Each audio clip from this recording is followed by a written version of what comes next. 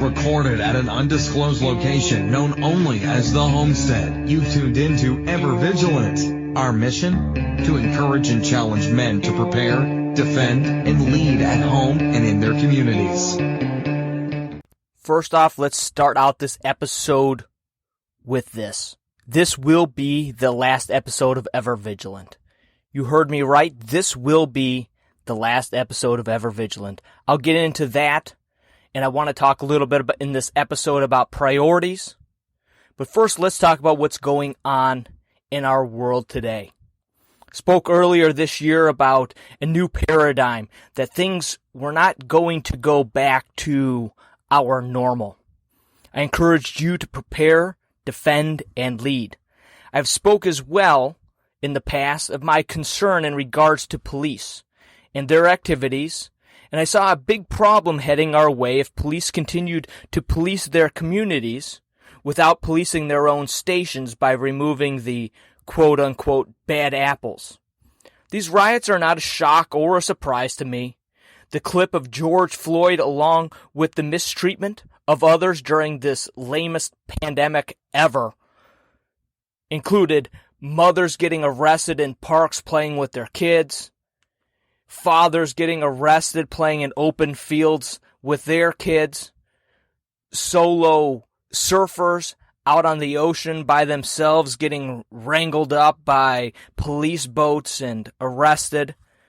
But as almost everyone was ready for good police reform, to start to think about it, to open up a dialogue about an issue, the animals get into the mix and ruined any hope by killing, raping, and looting like heathen Viking horde, and change their goals to chaos rather than reform. There's an obvious battle brewing between good and evil. Not rich and poor, black or white, but good and evil. Many have taken sides and are testing the boundaries daily to see what they can do and how far they can go tomorrow. Do not expect this to go away next week. The rioting, killing, and pillaging will continue. It will ebb and flow, but will only escalate as the election draws nearer. So steel yourselves, set your priorities, and prepare, defend, and lead. My name is Joe Prim. I've been the host of this podcast, Ever Vigilant, for a number of years. As it says in the intro, this podcast was established to encourage men and challenge men to prepare, defend, and lead. Through many guests, through me having the opportunity to share my thoughts and my opinions on what's going on in the world and how we as men need to grab our role tightly in this ever-evolving world around us. So in this episode, I want to talk about priorities, because your priorities dictate your life. If you do not establish and clearly define your personal priorities, this world, your wife, your kids, your pastor, mom, dad, uncle, aunt, or your boss will do it for you. When that happens, the unique you that God created fails to exist. Rather than a clear direction like an arrow shot at an intended target, you become a pinball, getting bounced from one spot to the next with no idea of where you're going or how you're going to get there. Without priorities, you waste your most precious resource, your time. You say yes to the wrong things, and then you say no to the right things. If you don't have your priorities and aren't fully committed to them, how do you know what you value? And without a clear understanding of your priorities, how do you know where to invest your energy, your time, in your money. My suggestion is that you take some time, think about, and pray about your priorities. Write them down and limit your list to around 5. You cannot put the time and energy and focus to succeed into 10 or 20 things. It's just not possible. As I started to build my list, weighing my role, obligations, abilities to make an impact, and my list ended up like this. Number 1 at the top of my list of priorities is me. Now, I know a lot of you guys are going to take that initially the wrong way, but give me just a minute. Because most of you that listen to this podcast are going to think faith should be at the top of my list. But the reality is, my faith does not exist without me. My wife exists, my children exist, a job exists, a volunteer opportunity exists. But my personal faith, my personal relationship with Jesus Christ does not exist apart from me. So the way I look at it is, if my priority is me, and my faith is in Jesus Christ, then that is my priority, right? My priority is to feed myself the Word, spend time in prayer, spend time in meditation, spend time learning, spend time listening to good teachers, along with exercise, eating healthy. So my priority, number 1, is me. And I hope that that explanation is clear, because I don't believe really, unless you are taking care of yourself, unless you are challenging yourself, unless you are making yourself into the man that you want to be by challenging yourself, by reading, by studying, by devotion, by getting into scriptures, by praying. If you are not challenging yourself in those areas, how can you be a good husband? How can you be a good father? How can you be a good worker? If you want to be the best, if you want to fully leverage what you have been given, your time, energy, money, talents, skills, whatever, if you want to truly leverage those, you've got to put yourself in a position to succeed. And if you're going to put yourself in that position to succeed, you need to be constantly feeding your mind and feeding your body the right things, the healthy things, in order to exist and be the best you can for those you care about. So number 2 on my list would be my wife. Does my wife understand fully the hell that I would go through for her? Does she understand the width of the rivers that I would cross, the depths of the oceans, the heights of the mountains that I would cross in battle for her? Does your wife realize that? Because if you're already at a point in your life where you're not thinking that way, then maybe you need to make sure that your wife has a higher place in your life as a priority. Because your kids are going to grow up and they're going to leave your house. They're going to go and do their own thing. They're going to go and hopefully emulate you someplace else. They're going to marry and they're going to have kids and they're going to build a life of their own. And when that happens, you know who's still supposed to be with you? Your wife. So all that time, energy, and money that you're spending going to dance and gymnastics and softball and baseball and all these other Awanas and all these other activities that you are filling your calendar with in the midst of that, in the midst of those struggles, in the midst of all that chaos, does your wife know without a shadow of a doubt how important she is to you? Third on my list is, of course, my kids. Do I have the time and the energy to guide and to direct them on a daily basis? You know, I mentioned earlier that if we don't set our priorities, other people will set them for us. It's the same with our kids. If we do not set the direction, if we do not build that foundation, somebody else will. And the reality is, if somebody else does it, you don't get to pick and choose what they learn and what their foundation is.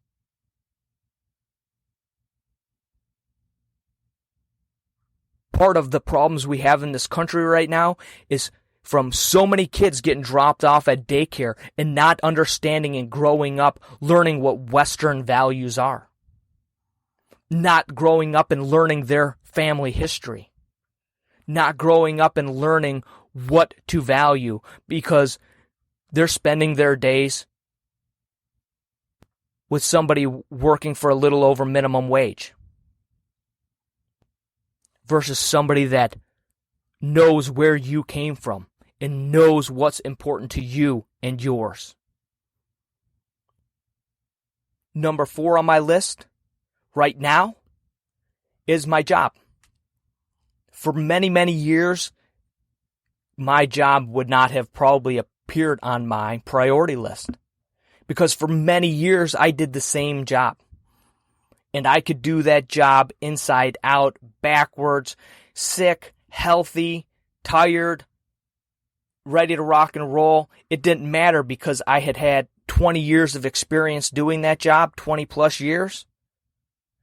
I knew that job. I knew how to do it. I knew the ins and outs. I knew where places were that you needed to watch out for.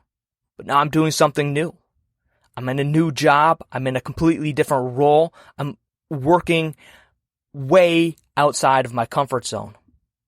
So everything that I do, everything that I say, the way that I conduct and carry myself has to be managed in a completely different way than I have for the last 20 plus years. Also, this is the 4th job that I've had since I got down here to Texas. That's 4 jobs of learning a new role, learning new employers, learning new employees, learning new boundaries, learning new expectations, learning new hours, learning new expectations. So for the last 6 or 8 months that we've been down here, there's been a constant change, a constant rotation from one job to the next in trying to figure out where you stand, what you need to do. That takes its toll. It takes a lot of energy. At some point you get into a system and you get into a routine and you know what's expected, you know what your role is, and you can go with it. But the reality is, I find myself in right now a position that I could never have imagined myself in, or I should say, I would have wanted to imagine myself in a couple of years ago. I'm working for a great company, by far the best company I've ever worked for. Supportive. It's a challenging environment. Not just challenging because I'm outside of my comfort zone doing something new, but also challenging in a good way in that I have enough freedom in this position to go far. I'm in a leadership role where the books that I've read, the things that I've studied, the people I've listened to, their ideas and thoughts will be put to the test along with my own. And I said not that long ago in a podcast that above all, the biggest reason you should think about switching from one job to the next is if it's going to challenge you and give you more responsibilities. In this job that I feel God opened up the door to for me is both of those things. And it's definitely something that I need in my life and something I'm excited about. And then we have number 5 here. And this is an ongoing thing, is we try to get settled into a new place. You know, settling in, I have never personally lived anywhere in my life more than 5 years. I am used to moving, I'm used to adjusting, I'm used to changes, and I can adapt. But when it's not just you, it's a family that is also trying to adapt, trying to make new friends, trying to fit in, trying to get a better understanding, settling in is a little bit more of a challenge. And as we continue to move forward here, we're in a rental house right now. We are beginning to make plans on where we go from here so that we can find something a little bit more permanent. Are we going to try to do a homestead again? Is that something that benefited us in a positive way? Is that something that we want to do again? If we do that again, do we want it to look the same as it did? Do we want it to look different? What is it that we want going forward? And these discussions, these ideas, the shopping for properties or this looking at prices or dealing with banks for loans or things like that, all take time and energy. And if you don't have the time and energy to put into them, surprise, surprise, they don't happen. So as you can see in my list of top 5 priorities, Ever Vigilant did not make that list. It just no longer makes the cut. I've invested a lot of time, money, and energy, as well as my wife and kids have made a lot of sacrifices as well. For what? What has having this podcast done for me? I've made a few solid friends. I've become a better communicator. I'm more confident. I can take an idea from my head, put it down on paper, and put it out for people all over this world to hear. And all of those things are amazing benefits to me. But the reality is that was never the intent of Ever Vigilant. They're a great side benefit and probably a big part actually of the reason why I got the job that I got.